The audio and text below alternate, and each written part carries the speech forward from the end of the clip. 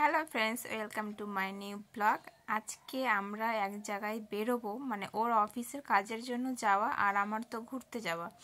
আমরা যাব হচ্ছে তপনে, ওর অফিসের কাজে। ওই যেহেতু মাসে 2বার করে যায়, মানে ও এদিকার কাজের জন্য অফিসে যেতে পারে না, তার জন্য ও এক্সট্রা করে লোক রেখে দিয়েছে একটা। আবার ওকে আবার মাসে মাসে টাকাও দিতে হয়।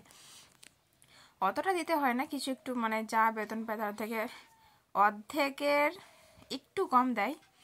বাট কি করার আছে, এদিকের কাজটা, মানে এদিকের কাজের টাকাটা বেশি হয়, তাই অফিসের কাজের জন্য অন্য লোক রেখে দিয়েছে। আর ও তো চলে গেছিলো অফিসে আমাকে এখানে মন্দিরে নামিয়ে। আর এই মন্দিরে আমি আগেও কতবার এসেছি, 2বার না 3বার এসেছি।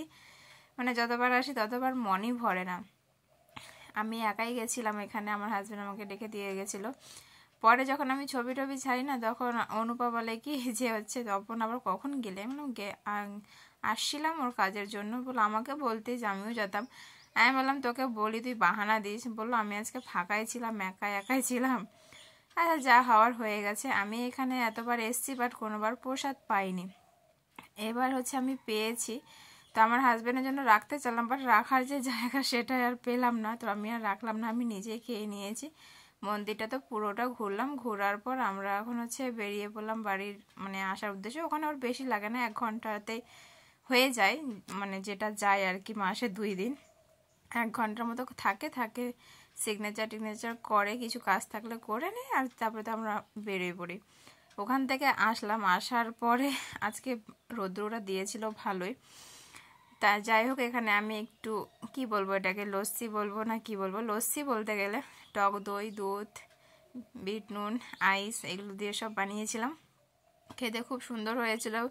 গরম না পড়তে আমরা খাওয়া শুরু করে দিয়েছি অলরেডি। আর গলা বসে গেছে, কাশি হচ্ছে আমাদের এখন, মানে 1 দিন হয়ে গেল কাশি হচ্ছে প্রচণ্ড। তাই একটু রোদের মধ্যে বসে কিছু ফল খাওয়ার জন্য কেটেছিলাম খাওয়ার জন্য।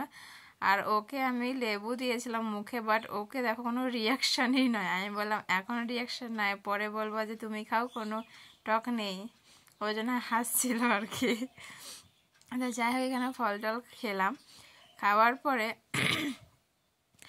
এখানে বসে থাকতে এতটা সুন্দর লাগছিল যে বলার কথা নেই। যখন বিকেল টাইমটা হলো, হচ্ছে বাড়ির কিছু কাজ ছিল, যেমন উঠান মুছামুছি। মা মুছছিল এক সাইডে, আমি মুছছিলাম আরেক সাইডে। তো আমি আর মা দুজন মিলে মুছছিলাম, আমার হাজবেন্ড করে দিয়েছে ভিডিওটা। তারপরে যখন সন্ধ্যা হলো, তখন বানিয়েছিলাম চা। আমি সন্ধ্যাবেলা করে চা খাওয়াটা ছেড়ে দিয়েছি, অনেকদিন পরে সন্ধ্যাবেলা আমি চা বানালাম। যাই হোক, চা খাওয়া দাওয়া করলাম, করে এখানে একটু, মানে পিঠা বানাবো। চালটা আবার ভাঙিয়ে নিয়ে আসা হয়েছিল, চাল গুঁড়ো করে। এখানে নারকেল আর খেজুর গুড় আছে। তো যাই হোক, এই দুটোকে ভালো করে মিক্সড করে মেখে নিয়ে তারপরে এটাকে একটু ভাজবো কড়াইয়ে, মানে বেশি না, হালকা জাস্ট, যাতে কাঁচা কাঁচা ইয়েটা না থাকে, ওটার জন্য ভাজবো ওটাকে। ভাজার পরে যে পিঠার যে রেসিপিটা, সেটা না তোমাদেরকে দেখানোই হয়নি। মানে ভিডিও যে করব, এদিকে আটা মাখাটা ঠিকঠাক হয়েছিল না, মানে তাড়াতাড়ি করে সব আটাটা ছেড়ে যাচ্ছিল, হতে চাচ্ছিল না, সেজন্য আর ভিডিও করার আমি সুযোগই পাইনি। তাড়াতাড়ি করে বানিয়েছি ওটাই। এখানে তো নারকেল আর গুড়টা ভাজা হয়ে গেছিলো, ডাইরেক্ট চলে আসলো যে পিঠা এখানে রেডি হয়ে গেছে খেজুর গুড় দিয়ে। খুবই টেস্টি হয়েছিল খেতে। তারপর এগুলো বানিয়ে তো সন্ধ্যার সময় পড়ানোর টাইম হয়ে গেছিলো, তো ও এসেছিল পড়তে।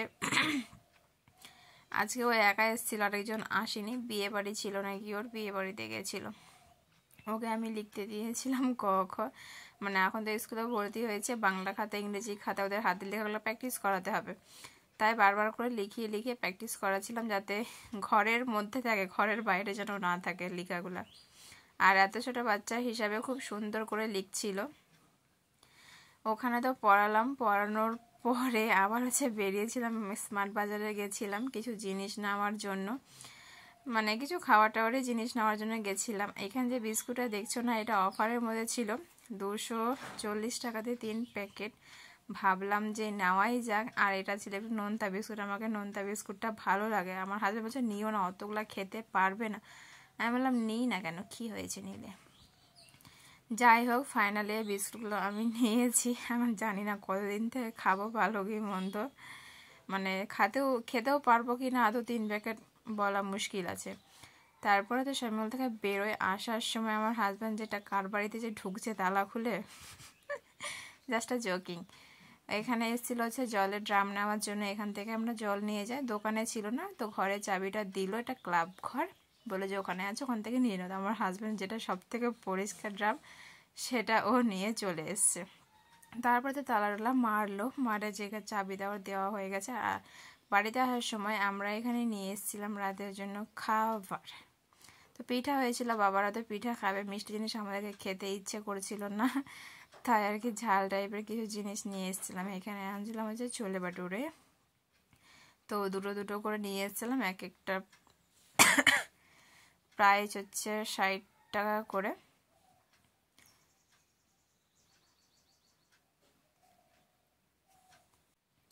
এক এক করে তো সব বের করছি। তো প্রথমে তো যেটা মানে কি বলবো, বাটুরে বলবো না, পরোটার মতো যেটা, সেটা বের করলাম, করে এখানে তার সাথে দিয়েছিল পেঁয়াজ আর লঙ্কা যেটা ফ্রাই করা ছিল, তার সাথে দিয়েছিল আচার। আচার তো আমি খাইনি, আমি কি টেস্ট করেছিলাম, আমাকে অতটা ভালো লাগেনি, মোটামুটি লেগেছে।